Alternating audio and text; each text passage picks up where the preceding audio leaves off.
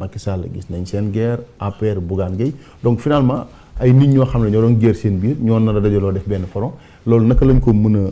conserver ba mën a dem ay élections loo xam ne opposition bi yëpp dañuy ànd pour faire face au Pastef. mais xam nga justement front. soo déggee front loolu mooy rôle am c'est-à-dire que front daf lay permettre nga enjamber contradiction yi nga xamante ne moom moo am au sein même de l'opposition en tout cas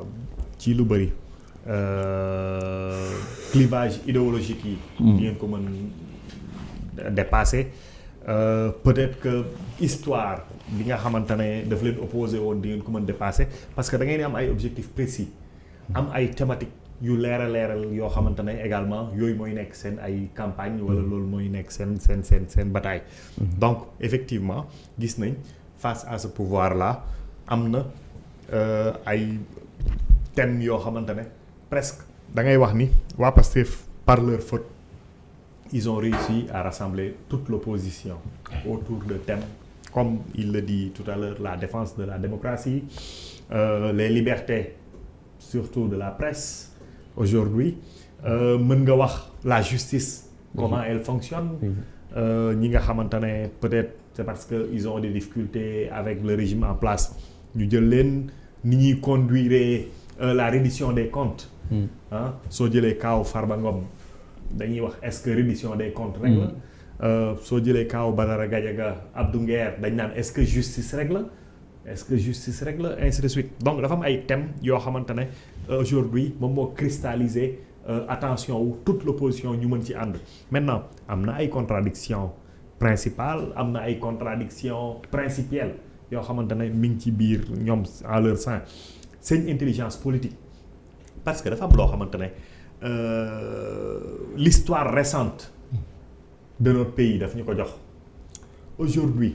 su Macky Sall ak APR yëpp defoon bloc derrière Amadou Ba est-ce que problème yi ñuy dund parce que soo nee opposition genn wàllu opposition bi mooy li jógee ci Benno ñi nga xamante ne ñoo àndoon ak Macky Sall daanu est-ce que suñ defoon bloc derrière un candidat dinañ am loolu c'est parce que à un certain moment jàpp nañ ni am nañ liberté d'aller avec qui il veut et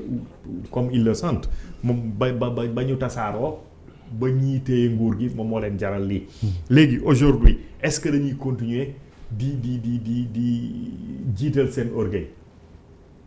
c'est vrai nouvelle responsabilité am na problème ak APR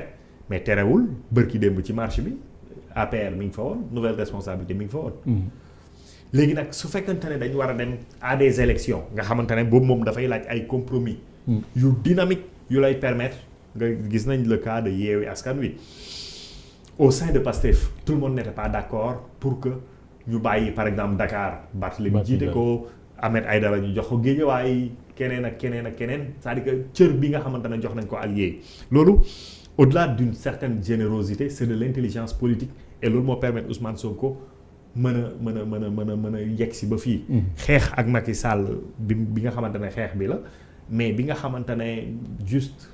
la dernière bataille la woon pour terminer mu demal boppam cette opposition également aujourd'hui dañ am une responsabilité devant l'histoire c'est-à-dire que lépp loo xamante ne ay contradictions secondaires la ñu teer ko ba nga xamante ne ñu seet lan mooy objectif bi nga xamante ne moom lañ bokk en commun muy faire face à ce régime nga xamante ne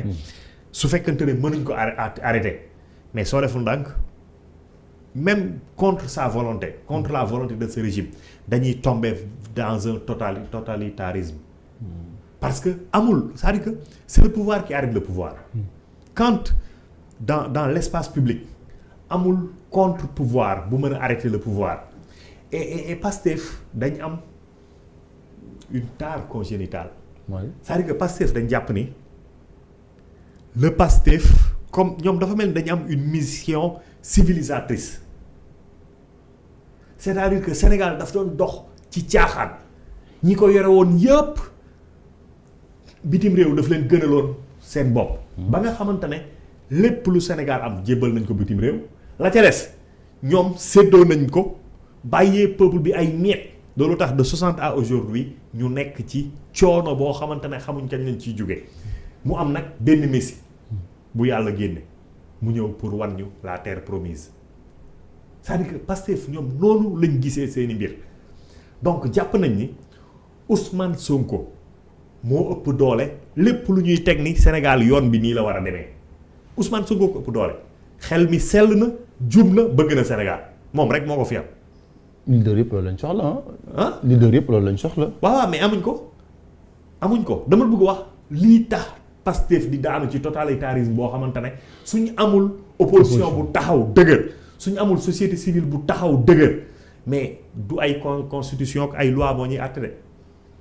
te daf ciy yóbbu ci précipice yu doy waar. mais est-ce que opposition bi duñ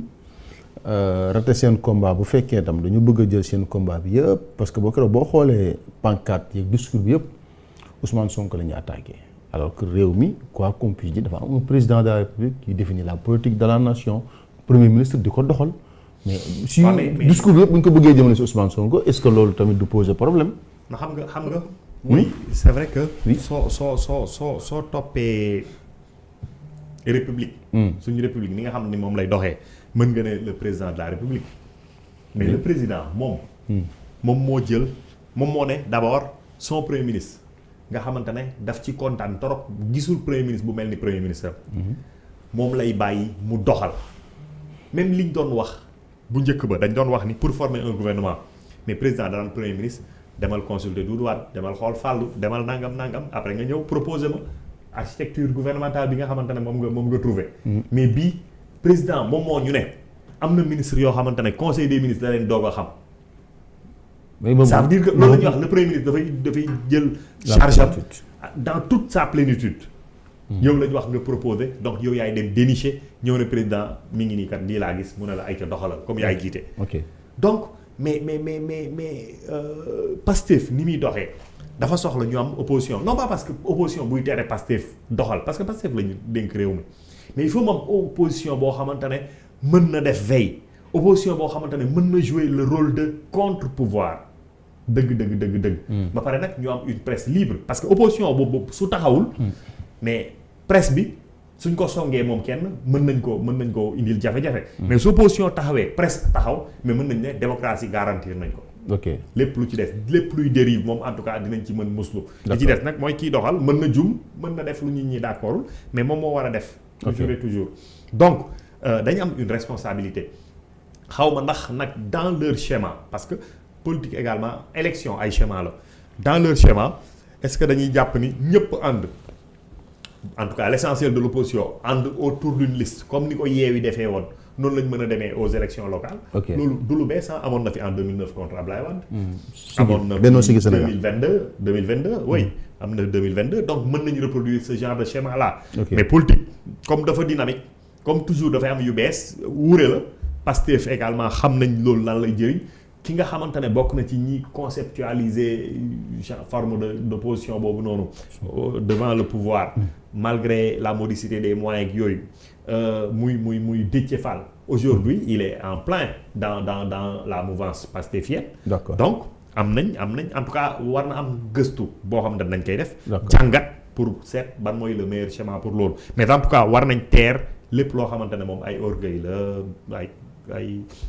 daaw kii moom a xuri woon kii moom waxoon lii loolu dañ koy war a dépasser sinon ils vont tous mourir de leur belle mort. ok et l'opposition qui cite toujours Ousmane Sonko mel na Diomaye moom amuñu ak moom problème